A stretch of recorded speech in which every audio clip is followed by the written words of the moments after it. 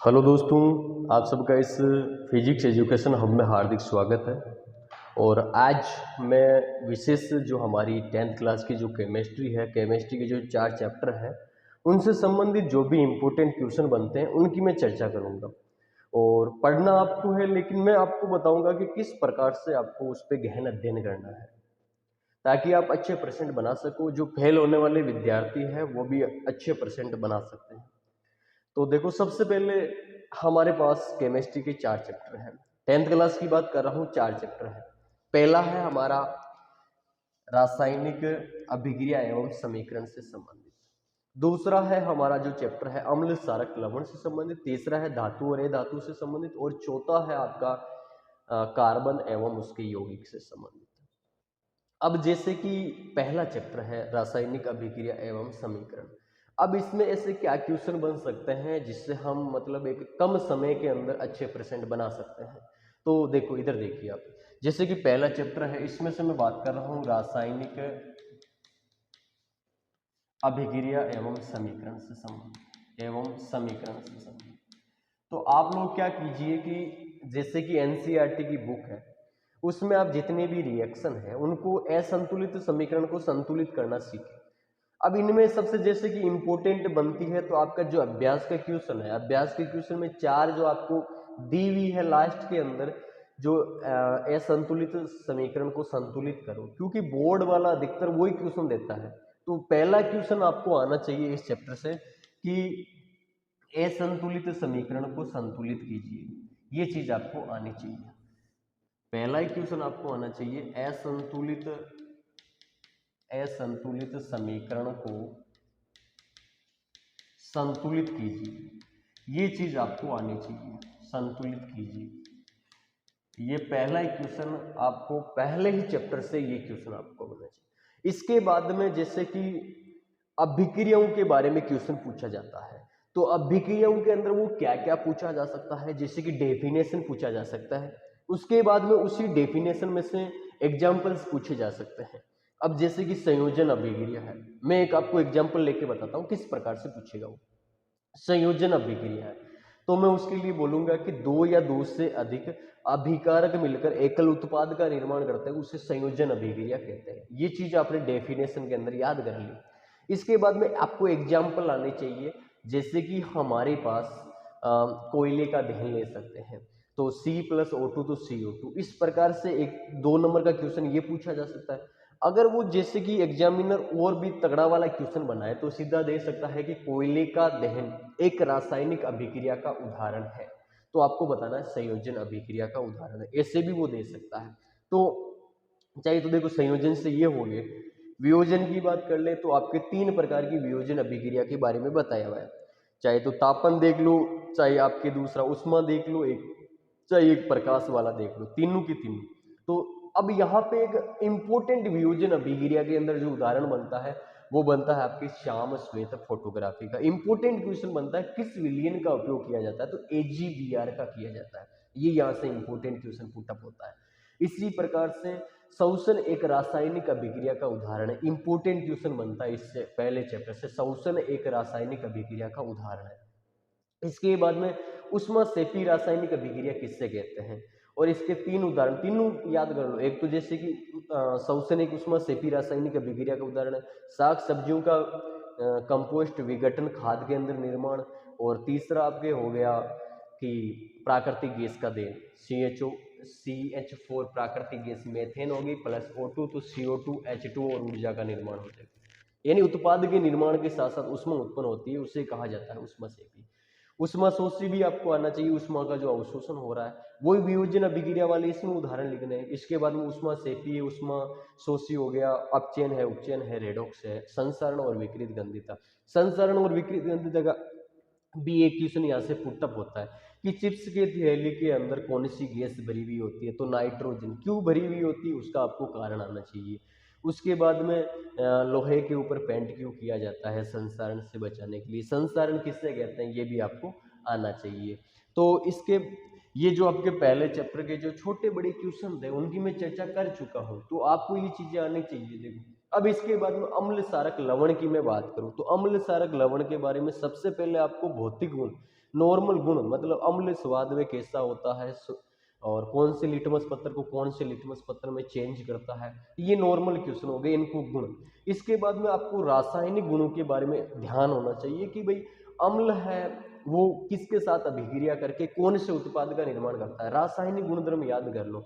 यहाँ पे एक और इम्पोर्टेंट क्वेश्चन पूछा जाता है कि जैसे कि कोई भी धात्विक ऑक्साइड है तो उसकी प्रकृति कैसी होती है, अम्लीय होती है या क्षारीय होती है, तो वो आपको आना चाहिए क्षारीय होती है। और अधात्विक ऑक्साइड की प्रकृति कैसी होती है वो आपको आना चाहिए।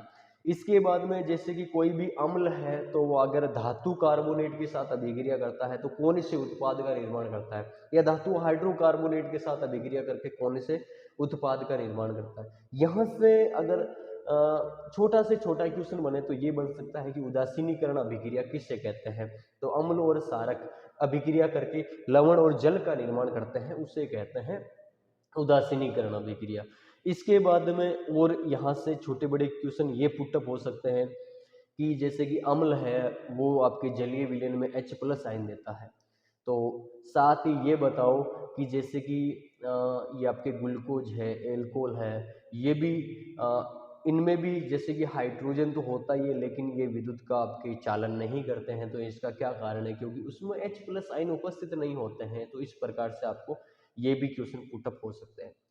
साथ ही इम्पोर्टेंट और इसमें मैं बात करूँ तो आती है pH scale, very very important है। आप देखो आपके साथ एक पीएच स्केल दी हुई है, उसमें जठर रस है, नींबू का रस है, चाहे रक्त का है, चाहे शुद्ध जल का है, चाहे मिल्क ऑफ मैग्नीशिया का है, चाहे आप सोडियम हाइड्रोक्साइड का है, उनको सभी को याद कर लीजिए कि भाई मिल्क ऑफ मैग्नीशिया का पीएच मान कितना होता है और सोडियम हाइड्रोक्साइड का पीएच मान कितना होता है, जठर रस का कितना होता है, नींबू के रस का कितना होता है, अम्लीय वर्षा किसे कहते हैं, हमारा शरीर किस पीएच परास पर कार्य करता है।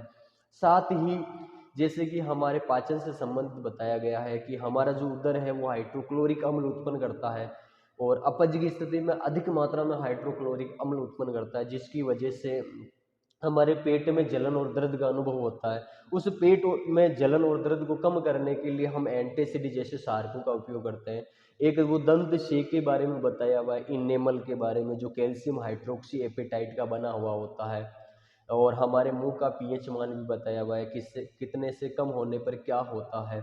इसके बाद में जैसे कि मिट्टी से संबंधित बताया हुआ है, नेटल के डंक से बताया हुआ है, चिट्टी के डंक से बताया हुआ है, तो यहाँ से भी एक एक नंबर के क्वेश्चन पुटअप हो सकते हैं। इसके बाद में लवण परिवार आता है, इंपॉर्टेंट लवण परिवार। लवण परिवार के अंदर जैसे कि आपको आना चाहिए NaOH से संबंधित। यहाँ पे एक और इम्पोर्टेंट क्लोर क्षार अभिक्रिया यहाँ से पूछी जाती है। क्लोर क्षार अभिक्रिया क्या होती है, क्लोर क्षार अभिक्रिया। इसके बाद आपको पूछा जाता है CaOCl2 विरंजक चूर्ण के बारे में पूछा जाता है, सोडियम कार्बोनेट के बारे में पूछा जाता है।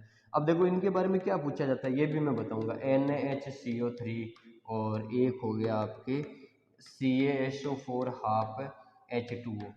तो इनके देखो एक तो आप याद कर लीजिए रासायनिक नाम, एक तो आप याद कर लीजिए इनके रासायनिक नाम, दूसरा याद कर लीजिए इनके रासायनिक सूत्र, रासायनिक सूत्र, तीसरा याद कर लीजिए इनका निर्माण, और चौथा आप इनके उपयोग याद कर लो। इनमें से एक भी क्वेश्चन बाहर नहीं जाएगा, इनके उपयोग याद कर लो। एक तो नाम, सूत्र, निर्माण और उपयोग, ये क्वेश्चन है लवण परिवार से 100% पूछा जाएगा। बेकिंग सोडा और धावन सोडा इनके तो पूछे ही जाते हैं, तो ये आपके क्वेश्चन 100% पूछे जाने वाले लवण परिवार से ये है आपकी। प्रचलित नाम भी पूछा जा सकता है, प्रचलित नाम भी पूछा जा सकता है, तो वो भी है कितने 5 है, और यहाँ से आपके नंबर आ रहे हैं कम से कम 3 से 4 नंबर आ रहे हैं। इसके बाद में धातु और धातु के आपको भौतिक गुणधर्म आने चाहिए, जैसे तन्यता क्या होता है, आघात वर्धनीयता क्या होता है, सुचालक क्या होता है, अपवाद के बारे में आना चाहिए कि कमरे के ताप पर ऐसी कौन सी धातु है जो आपके द्रव अवस्था में पाई जाती है, कौन सी धातु है जो कमरे के ताप पर द्रव अवस्था में पाई जाती है, चमकीली धातु कौन सी होती है, और साथ ही मुलायम धातुएं कौन सी होती है, किसको चाकू से आसानी से काटा जा सकता है, हथेली पर लेने पर आसानी से पिघलने वाली धातुएं नाम बताओ। तो इस प्रकार से ये अपवाद वाले ये क्वेश्चन आपको आने चाहिए। इसके बाद जैसे कि सक्रियता श्रेणी के बारे में आना चाहिए, धातु का आपको निष्कर्षण आना चाहिए, खनिज क्या होता है, अयस्क क्या होता है, गेंग क्या होता है। इसके बाद वर्जन और निस्तापन इंपॉर्टेंट, तीसरे चैप्टर का वर्जन और निस्तापन, थर्मिट अभिक्रिया, यशद लेपन क्या होता है, एनोडीकरण क्या होता है, एक्वारेजिया क्या होता है। तो ये छोटी मोटी बातें। इसके बाद संसारण क्या होता है, ये लास्ट का टॉपिक है, ये भी आपको आना चाहिए। इसके बाद जैसे कि धातु है, उसके और भी जैसे कि रासायनिक गुणधर्म है, धातु ऑक्सीजन के साथ अभिक्रिया करती है, जल के साथ अभिक्रिया करती है, अम्ल के साथ अभिक्रिया, तो इनके भी आपको आने चाहिए उत्पाद जो बनते हैं। इसके बाद में कार्बन है, उसके यौगिक से संबंधित है। इसमें देखो कार्बन है, उसके यौगिक वाले इलेक्ट्रॉन बिंदु संरचना आनी चाहिए, जो आपके O2 है, N और है H2O है, CO2 है और N2 है और साथ में H2 है। तो इनकी आपको इलेक्ट्रॉन बिंदु संरचना आनी चाहिए। CH4 है, ये तो NCERT के फर्स्ट पेज पे है, आपको मतलब इनकी तो इलेक्ट्रॉन बिंदु संरचना आपको आनी चाहिए। इसके बाद में जैसे कि संतृप्त है, असंतृप्त है, प्रकारात्मक समूह है, साइक्लोपेंटेन है, साइक्लोहेक्सेन है, इनकी और इलेक्ट्रॉन बिंदु संरचना आनी चाहिए। पहला क्वेश्चन तो यही है, इलेक्ट्रॉन बिंदु संरचना। इसके बाद में संतृप्त यौगिक क्या होते हैं, असंतृप्त यौगिक क्या होते हैं, इनका निर्माण कैसे होता है, प्रकारात्मक समूह है, जैसे कि कितने हेलोजन वाले हो गए, एल्कोहल वाले हो गए, कार्बोक्सिलिक अम्ल वाले हो गए। इसके बाद में कीटोन वाले हो गए, एल्डिहाइड वाले हो गए, उनके सूत्र याद कर लो, कौन सा अनुलग्न लगता है, कौन सा पूर्व लगन लगता है। लास्ट में है आपके जैसे कि एथेनॉल हो रहे, एथेनॉल के रासायनिक और भौतिक गुणधर्म। उसके बाद में साबुन और अपमार्जक में कि कौन झाग देता है साबुन, कौन झाग नहीं देता है, उनके बारे में, साबुन और अपमार्जक के बारे में। मिश्रित संरचना का बनना, ये भी इंपॉर्टेंट क्वेश्चन है। तो ये देखो छोटे मोटे क्वेश्चन है, एक बार मतलब हम बढ़िया तरीके से जो क्वेश्चन हमें आते हैं उन पे एक बार बढ़िया तरीके से गहन अध्ययन करके, जो हमें नहीं आते हैं उनको अलग से लिख के सुबह के समय के अंदर उन जो हमें नहीं आते उनको खास कर समय देके बढ़िया तरीके से प्रश्न बना सकते हो। धन्यवाद।